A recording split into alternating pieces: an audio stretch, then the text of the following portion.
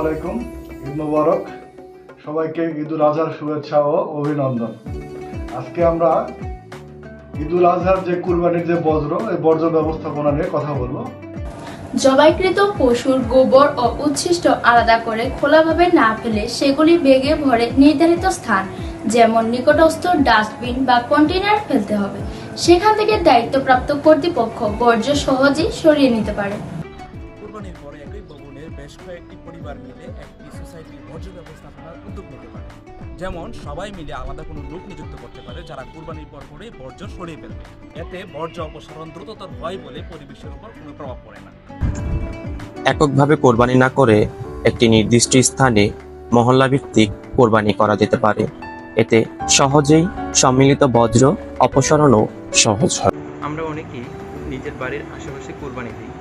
কোরবানির পর আমরা সেই সব বর্জ্য নিজের বাড়ির আশেপাশে রেখে চলে যাই।